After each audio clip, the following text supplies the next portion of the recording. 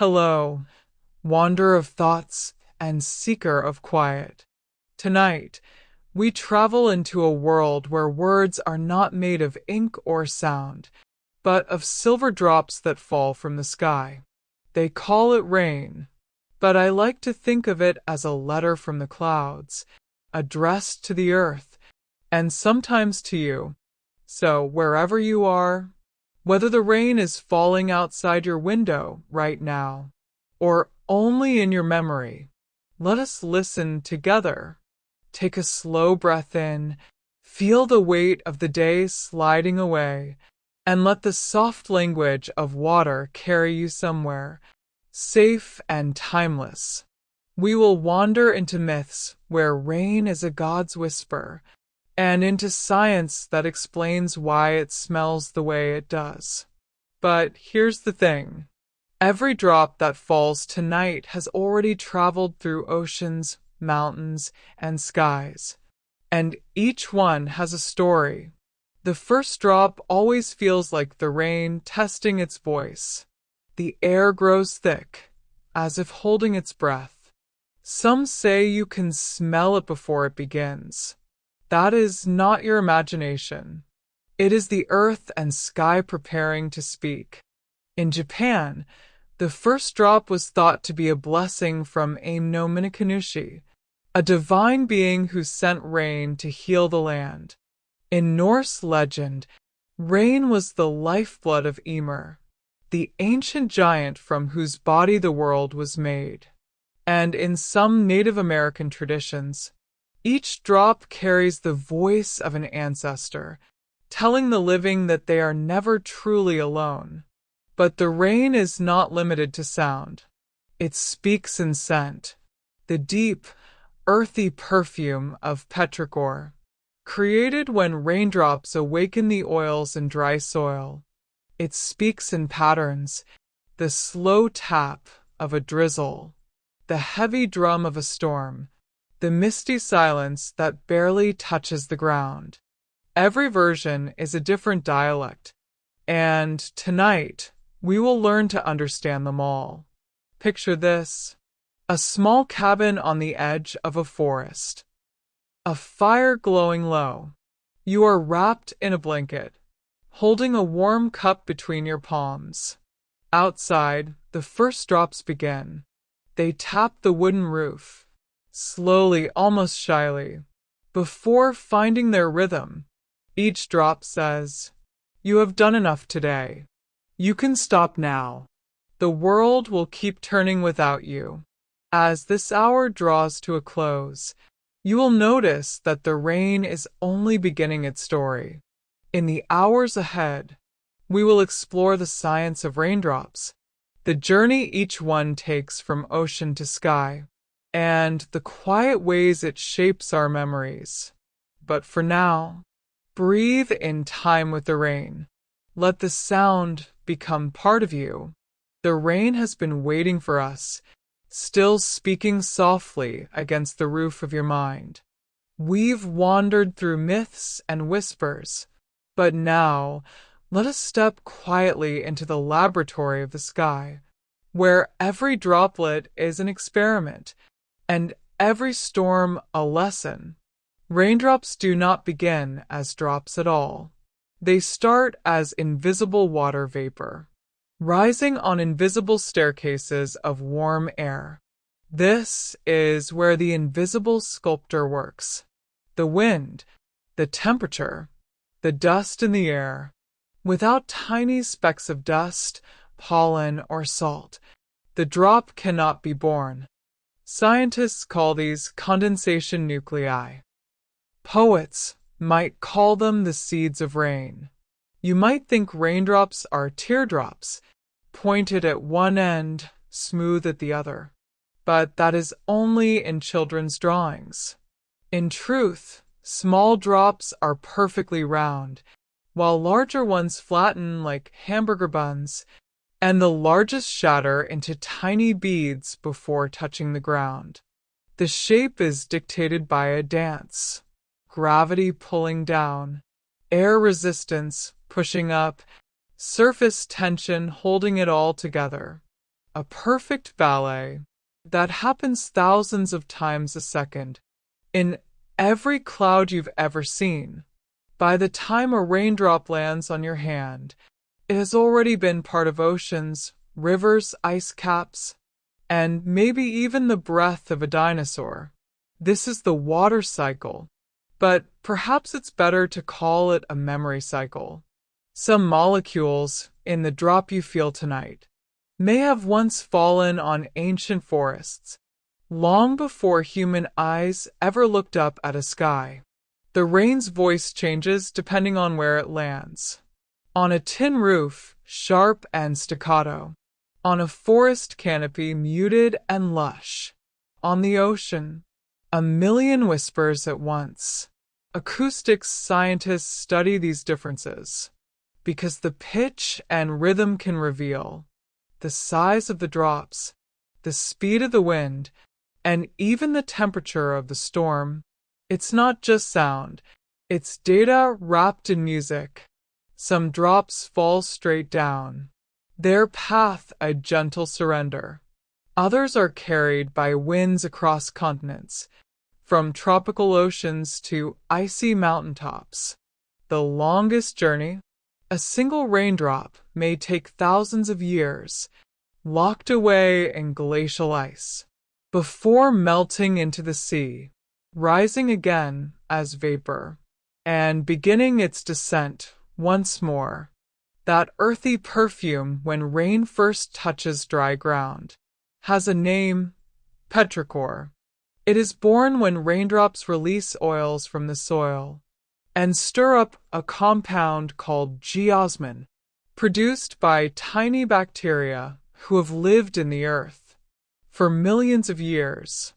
We breathe it in, and somewhere in our ancient memory, it tells us, life is here. The world is fertile. The cycle continues. We have listened to rain as myth, and now as science. But remember, the two are never truly separate. For what is science, if not another kind of poetry? Breathe deeply. Hear the soft percussion of drops against the world, and let the language of rain continue its conversation with you. In sleep, the night has deepened. The world outside is darker. But the rain is still speaking.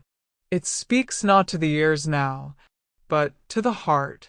Have you noticed that rain can make you remember a certain street from your childhood, a moment you thought you had forgotten, the sound of a voice long gone?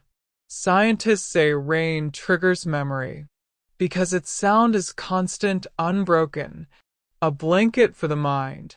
This allows thoughts to drift without interruption, and in that drifting, old memories rise to the surface like leaves in a pond. Rain is a shapeshifter. On some days, it feels heavy and sad, its gray curtain matching the weight in your chest. On others, it feels like a soft blessing, cleansing, renewing. This duality has been captured for centuries.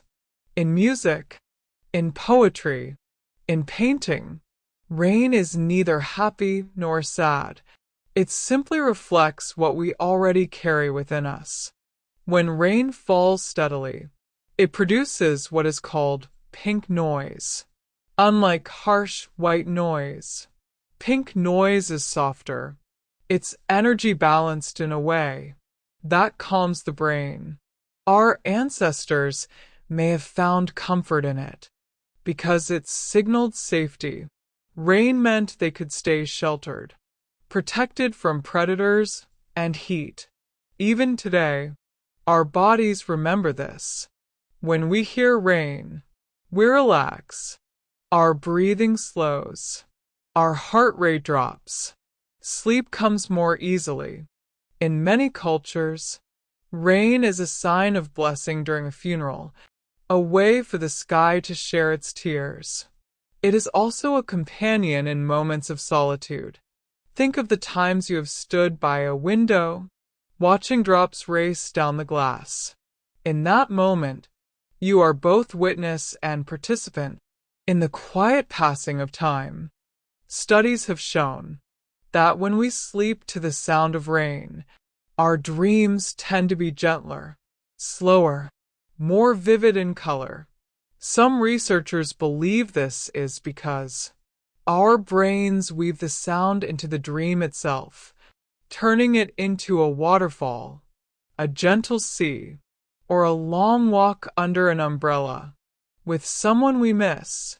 Rain has always been a symbol of life's renewal. In dry lands, the first rains bring the scent of wet earth, and with it, the promise of seeds awakening beneath the soil. We too, in our own seasons of drought, need our rains. They wash away the dust, soften the hardened ground of the heart, and make way for something new to grow. The rain tonight has traveled with us, from science to memory to the quietest corners of feeling. As you lie here, listening, let each drop be both a goodbye and a beginning. May it carry away what you no longer need, and leave behind only what can bloom. You've followed the rain across time, through science and memory, and now we're leaving our own skies behind.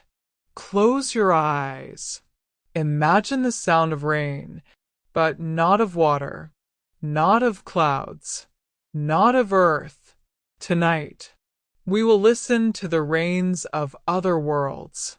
There is a moon far away, orbiting the planet Saturn, called Titan. On Titan, it rains liquid methane. The drops fall slowly. Gravity there is weaker than ours, and the air is thicker.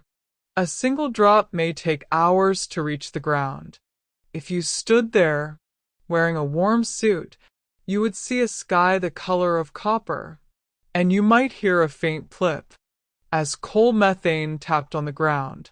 Scientists think Titan's rivers and lakes are made of this liquid gas. It is an alien mirror of Earth's water cycle. Different substance, same rhythm. Deeper still, beyond Saturn, lies Neptune, a world of sapphire blue storms. Here, far beneath the clouds, the pressure is so great that carbon atoms are squeezed into solid crystals. It rains diamonds, not tiny ones, but huge, glittering stones, falling slowly into a sea of darkness. On the planet WASP 76b, it is so hot that metals like iron turn to vapor. In the day, iron gas swirls in the heat, and at night, it cools and condenses. It rains molten metal. The drops fall as glowing sparks, each one hissing as it meets the dark side's winds. And yet, whether it is methane, diamonds, or molten iron, we still call it rain, because rain is not just a thing made of water. It is a rhythm, a cycle, a gift from the sky to the ground. It is a promise that even in alien worlds, something falls and something changes. Perhaps that's why listening to rain here on Earth feels so universal. When you hear it, you're tuning in to a language spoken by countless skies across billions of miles. The same slow tapping that lulls you to sleep tonight might echo in some other world, in some other form, falling on ground no human has ever touched. And there are worlds where rain forms but never reaches the ground. En venue, droplets of sulfuric acid fall from toxic clouds, but the heat below is so extreme that they evaporate midair. The rain is born, but never lands. a sky that cries, but never touches the earth it longs for. And now, my dear listener, we return home. The rain outside your window is ours again, gentle, soft, familiar. May it carry in its rhythm the memory of far-off skies, the shimmer of diamond storms, the whisper of methane seas. Tonight, as you drift to sleep, know that you are part of a universe where even the skies speak, and you have learned a little of their language. This has been DODO Scientistry, where we dream with science and let wonder be our lullaby. Good night, my quiet traveler, until the next rain.